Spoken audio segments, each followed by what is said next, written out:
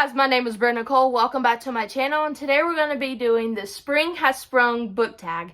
This is absolutely one of my favorite times of year, so let's just jump into these questions and see what books I picked for these questions. So question number 1 is flowers, and it is all the flowers are blooming again. Pick a fresh take on a retelling. So I think I'm going to go with Geekarilla for Ashley Poston. I know some other tag videos that I've watched, everybody went into this, but this was so cute and fun and like sci-fi-esque. Ella in this book is a creator of fan fiction for this sci-fi event. Her dad ends up being like the original creator for this event, and it's kind of like Comic-Con, and one of the main characters from the TV series ends up texting her back and forth, and they don't know who each other's real identities are, and this is really fun and really cute and very much like a good retelling of someone who is like considered a geek, but also like family dynamics and like this cute love story between these two characters. Question number 2 is Cadbury mini eggs, of course, a springtime candy of choice. Pick a book that you consider to be a sweet treat. Fangirl by Rainbow Rowell. This was so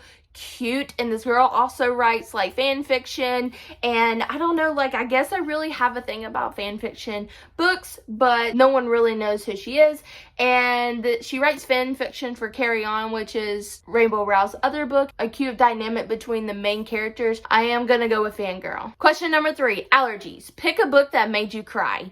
So I'm gonna go with a little bit darker book, just kind of throw something into the mix, and that is Salt and Storm by Kendall Culpepper. I absolutely love this. So this is about a witch who takes care of this town, and she's training her granddaughter to take over one day, and the mom decides she doesn't want her daughter to be a witch, so she kind of takes her off and tries to raise her the other way, and it's like a battle for the granddaughter to get back to her grandmother because she wants to become this witch and help the town, and it's very set in this old world type where they still use well oil to light their town, and people go off welling. She helps the welling industry, and in this book we're kind of coming to the end of that industry, and the town is really suffering with it, so everybody's looking to the granddaughter to step up and be this magical witch that they need because the grandmother's getting kind of old. But this was absolutely beautiful writing, and I love this book more than I originally thought I was. I read it in Mermaid Marathon last year. So challenge number 4 is spring cleaning, out with the old, in with the new. Pick a book to unhaul. So this is kind of bad timing because I recently just unhauled a lot of books. Like I don't even know if I have anything. I'm looking over at my TBR shelf. If I have anything that I really would get rid of. Maybe pick a book in a series that like I like this series in whole, but I really didn't like that particular book. Let me look at my shelves real quick. So if I really have to pick a book, I think I'm gonna go with Bloodleaf by Crystal Smith. This is a book that at the time of reading it, I did like it, and I did like the story, but it's not something I think I want to continue on in the series. So if I really truly don't have any wishes to carry on in this series, do I really need to keep it on the shelf? This is just something that I don't know, like I really want to possibly try to reread this soon to see, because if I decide I don't really like the story or I'm not connecting with the characters, like there's good things about this book, that there's also some things I just didn't really like in it. But yeah, we're gonna go with Bloodleaf. Question number 5 is spring break. Is a perfect time for an adventure. Pick a book with a road trip. So I just looked at my bookshelves, and I know for sure that I don't have a book with a road trip in it.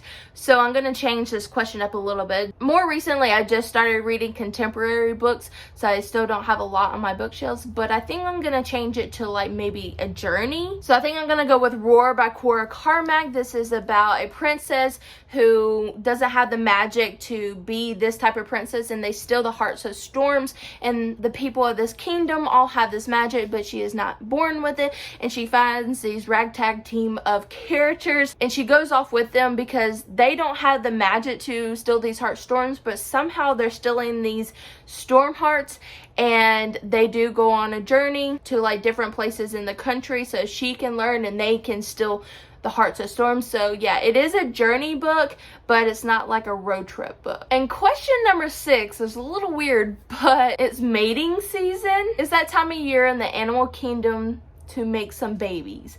this question is really different, really weird. Pick a book with some smutty delight. So I'm gonna go with The Kiss Quotient by Helen Huang. I know I say her last name. I do apologize every single time, but this is about a girl named Stella who has Asperger's disease, and she thinks because she hasn't had a like successful relationship with a man that she does sex wrong. So she hires a sex worker named Michael, and they hit it off really well, and she wants him to teach her how to be better at sex, so the next partner that she chooses will stick around because she's getting older. And this book has a really great representation of Asperger's, and I really enjoyed this book. Pick a book with LGBTQ representation. Instead of going with a contemporary book, because like I said guys, I haven't read a lot of contemporary books, I'm gonna go with Arch Enemies by Marissa Meyer. This is the second book in Renegades, but Adrian's dad, which he is one of the main characters' point of views that we follow, his dads are very amazing and great amazing dads. This has a great representation of like them being fathers to him,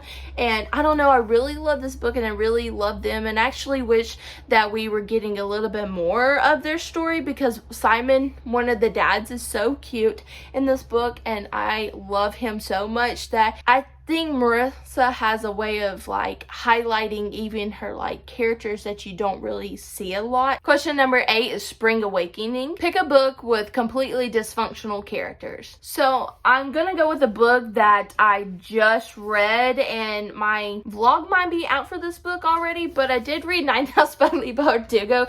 This book is full of dysfunctional characters and I was here for the ride. I absolutely love this book. Question number 9 is In Like a Lion, Out Like a Lamb. Name a book series that didn't get better as it progressed. The One books, which I don't even own these anymore because I liked the first one, but I didn't like the second one. I'm probably even not even saying the first one's title, but I just didn't like these. And then question number 10 is Fun in the Sun. So it says tag some friends. So I'm going to tag my friend Macy from The Bright Side Girl. I think she's the only one on book 2 that are my friends that would do this type of tag. So I'm going to tag her down in the comments, or I will let her know. Okay guys, that was the Spring Has Sprung book tag. That was kind of interesting since I don't read a lot of contemporary. I have been changing that a little bit, especially in the last like 2 years. I've been reading a little bit more, especially in the summer months, and I do have like a little space on my TBR shelves that is just contemporary books that I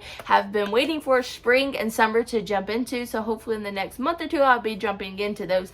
But anyways guys, thank you for liking and subscribing. My name is Brent Nicole, and I look forward to seeing everybody soon in my next video. Bye!